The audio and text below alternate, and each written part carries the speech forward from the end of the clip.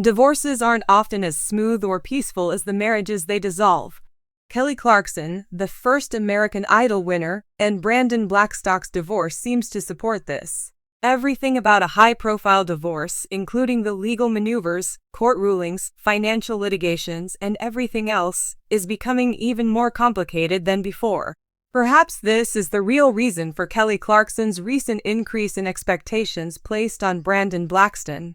The specifics of Kelly Clarkson and Blackstock's divorce could as well have been written in Latin if one does not possess a legal degree or extensive first-hand knowledge of divorce processes. Given the prevalence of Latin expressions and words in legal discourse, it is true that some of it is.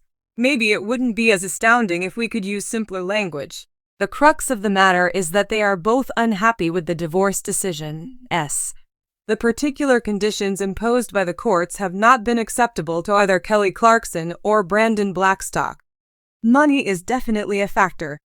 The main points are the people involved, the amount of money owed, and the timing of when each party will get their just desserts. Absolute clarity, isn't it? For a plethora of reasons, Kelly Clarkson claims that Brandon Blackstock owes her almost $2.6 million. The Voice, $1.9 million, Norwegian Cruise Line, $208K, and Wayfair, $450K, are all part of the package. The Billboard Music Awards $93.30 should not be overlooked. Clarkson believes he owes her money for a variety of reasons, including overcharging her for booking fees. According to Kelly Clarkson, Blackstock was never officially permitted to represent acts as a talent agency. The latest legal fighting is a direct result of Brandon Blackstock's obvious disagreement. Now, Kelly Clarkson wants $5.2 million from Brandon Blackstock. Because of this, her ex-husband will be able to submit more appeals.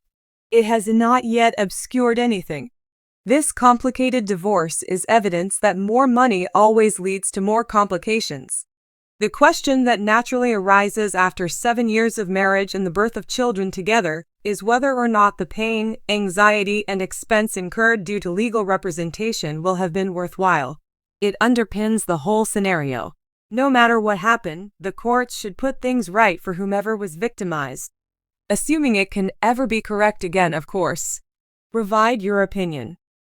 Is there anything about Kelly Clarkson and Brandon Blackstock's divorce that you can make sense of? Do you really think they matter? Do you believe that one of them has a financial obligation to the other? Leave your thoughts in the space provided. There has been no silence around Kelly Clarkson and Brandon Blackstock's divorce. Their 7-year marriage came to an end in 2020, and ever since then they've been embroiled in a series of bitter arguments, property disputes, and court fights. One of the most publicized and contentious divorces in Hollywood history ensued from what seemed to be an amicable split. Kelly Clarkson seems to be putting her expectations on her ex-husband Brandon Blackstock as they complete the conditions of their separation, now that the dust has settled. Why has this divorce become so heated? And what precisely are these demands? Actually, Clarkson's predicament is much more intricate than your average Hollywood divorce. The welfare of their 2 children, River Rose and Remington Alexander, is paramount, but questions of power, money, and personal betrayal are all touched upon. Let's examine the reasons for this strained relationship after a divorce and Kelly's requests in more detail. At the heart of Clarkson's demands is the well-being of her 2 children. Throughout the divorce process, Clarkson has been clear about one thing: her kids come first. The singer and talk show host has expressed concern about how the split and the surrounding drama might impact River and Remington.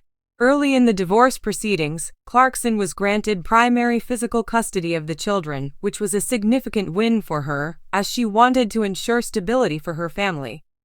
However, despite the court's decision, the custody battle didn't end there. Blackstock, a music manager, had requested joint physical and legal custody, desiring more time with his kids. Clarkson, while open to ensuring that Blackstock remains a part of their children's lives, has made specific demands to safeguard her children's emotional and physical well-being. One of Clarkson's key demands is ensuring that the children remain based in Los Angeles, where she films The Kelly Clarkson Show and has established a steady routine for them. Blackstock, on the other hand, has moved to Montana, where he manages a ranch. This geographical distance presents a significant challenge in terms of co-parenting. Clarkson wants to avoid uprooting the children or forcing them into a back-and-forth lifestyle between two states. While she's reportedly willing to allow Blackstock visitation rights, she's demanding that the kids' primary residence remains in California to ensure their consistency and stability.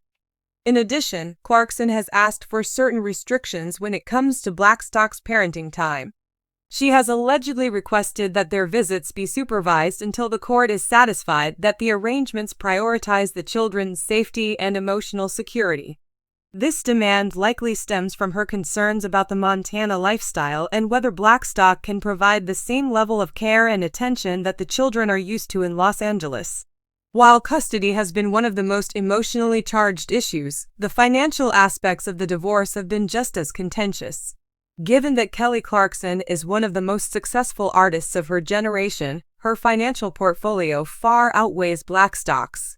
As a result, the divorce settlement included significant spousal support and child support payments, a source of much tension. Initially, the court ordered Clarkson to pay Blackstock nearly $200,000 per month in combined spousal and child support, an eye-popping figure that caused quite a stir in the media. However, after multiple rounds of negotiation, it seems Clarkson has had enough and is now making firm demands to reduce these payments. Her team has argued that Blackstock, as a healthy and capable individual, should be able to provide for himself, especially since he has moved away from the music management business and is focused on his Montana ranch. In recent months, Clarkson has reportedly pushed for the court to revisit the terms of spousal support, seeking to reduce or even eliminate it altogether. Her argument is that Blackstock's decision to step away from his career in entertainment was his choice, and that she should not be financially responsible for supporting his new lifestyle indefinitely. Additionally, with primary custody of the children, Clarkson believes that the child support payments should be recalculated to reflect her role as the primary caregiver. Property disputes have also played a significant role in the drawn-out divorce. During their marriage, the couple acquired multiple properties, including a Montana ranch that Blackstock now calls home.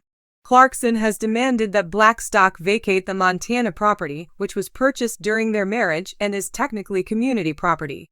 She has made it clear that she no longer wants to be tied to the ranch and has asked for it to be sold, with the proceeds split between the two. Blackstock, however, has been resistant, wanting to keep the ranch as part of his post-divorce life. This disagreement over property has led to further legal battles, with Clarkson doubling down on her demands for the ranch to be sold and for Blackstock to find his own living situation independent of her. Beyond the financial and custodial issues, there is a deeper emotional layer to the demands Kelly Clarkson is making. Much of the tension stems from feelings of personal and professional betrayal.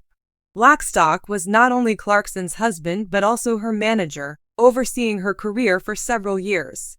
Their professional and personal lives were deeply intertwined, making the divorce even more complicated.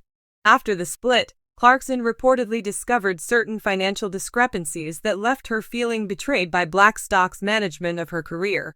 While these claims have not been fully substantiated in court, the mere suggestion of financial mismanagement has added fuel to the fire. Clarkson, known for being candid and outspoken, has not been shy about expressing her frustration over feeling taken advantage of, both emotionally and financially. This breakdown of trust has contributed to the firm demands she's making in their divorce settlement. Clarkson wants to move forward with her career without any lingering ties to Blackstock. In a way, her demands for reduced spousal support, full custody of the children, and the sale of the Montana ranch are all about creating a clean break, a fresh start for her and her children, free from the complications of her ex-husband. At its core, the story of Kelly Clarkson's divorce is about a woman taking control of her life after a period of betrayal and emotional turmoil.